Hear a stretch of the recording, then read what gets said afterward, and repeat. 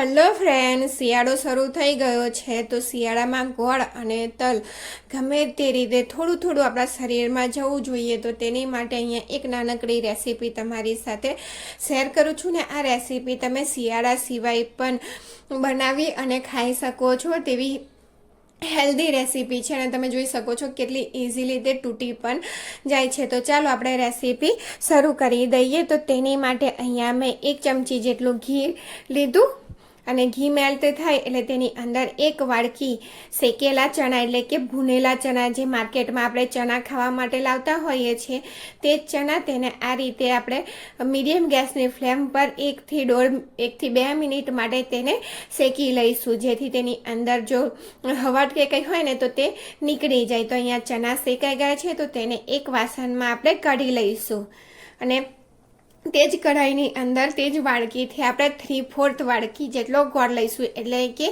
1 વાડકીમાં ઉપરથી થોડું ઊનું રાખવાનું, 3 ભાગનો આપણે ગોળ લેવાનો, ચણાથી થોડો ઓછો ગોળ લેવાનો અને ગોળની અંદર 1 ચમચી જેટલું પાણી એડ કરી અને તેને મીડિયમ ગેસની ફ્લેમ ઉપર મેલ્ટ કરી દેવાનો. તો અહીંયા સરસ રીતે ગોળ મેલ્ટ થઈ ગયો છે અને સતત મિક્સ કરતા રહેવાનું. ત્યાર પછી અહીંયા આપણે ગોળનો કલર થોડો ચેન્જ થઈ ગયો છે ને તો આપણે થોડું ઠંડુ એટલે કે નોર્મલ જે પાણી હોય તે લેવાનું અને તેની અંદર વાડકીમાં આ રીતે થોડા ટીપા ગોળની ચાસણી પાયાના નાખી જોવાના અને તેમાંથી ઠંડુ થાય એટલે આ રીતે એક ટુકડો લઈ અને તેને તોડી અને ચેક કરી લેવાનો. જો આસાનીથી તે તૂટી જાય છે એટલે કે આપણો પાયો સરસ થઈ ગયો. અને બીજી રીત કે તમે આ રીતે તમે નાખશો ને પ્લેટમાં તો તેનો અવાજ પથ્થરની જેવો આવશે. ત્યાર પછી અહીંયા આપણે ચાસણી થઈ ગઈ છે એટલા માટે ગોળનો પાયો થઈ ગયો છે તો તેની અંદર ચણા ઉમેરી દઈએ, 1/2 ટીસ્પૂન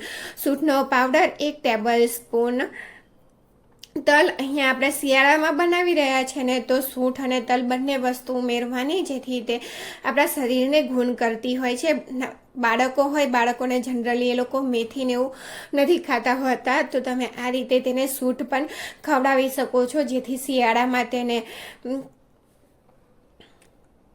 કફ કે પછી શરદી ના થાય. તો આપણે અહીંયા બટર પેપર લીધું છે તેની અંદર બધું મિશ્રણ એડ કરી દીધું અને અહીંયા વણી લઈશું. તમે બટર પેપર ના હોય તો ડાયરેક્ટ તમે પ્લેટફોર્મ પર પણ તેલ લગાવી અને વણી શકો છો અને વણ્યા પછી તરત જ આપણે બટર પેપરને ઉખેડી દેવાનું આ રીતે ઉપરથી, નહીંતર થોડું તે ચોંટી જતું હોય છે. તો અહીંયા જો ઉખેડતા આ થોડું ચોંટી ગયું છે તે પણ હવે બિલકુલ ઠંડુ થશે ને એટલે તે પણ ઉખડી જશે. અને થોડું ગરમ હોય ને, જ્યારે ગરમ હોય ત્યારે જ તેની અંદર આપણે આ રીતે કટ લગાવી દેવાના. તો અહીંયા મેં ખાલી ઊભા જ કટ લગાવ્યા છે, આડા કટ નથી લગાવ્યા. અને શેકેલા ચણાની ચીક્કી કે ભૂનેલા ચણાની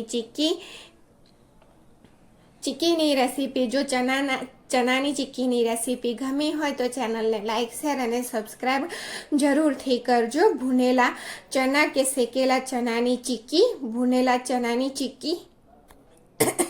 તો જો તમે જોઈ શકો છો હાથથી જ હું ટુકડા કરું છું તો તે આરામથી તૂટી જાય છે. અહીંયા તમે જોઈ શકો છો ઠંડુ થયા પછી બિલકુલ આરામથી તે બટર પેપર ઉપરથી નીકળી જાય છે ને જોઈ શકો છો બિલકુલ હેલ્ધી ચણાની ચીક્કી બનીને તૈયાર થઈ ગઈ છે. અને અહીંયા જો આપણે કટ લગાવ્યો તો ને એ કટેથી હું તમને તોડીને પણ બતાવું કે કેટલું ઇઝીલી તે તૂટી પણ જતું હોય છે. તો ફરીથી જો વિડીયો ગમે ને તો ચેનલને લાઇક, શેર અને સબસ્ક્રાઈબ જરૂરથી કરજો. Thank you for watching.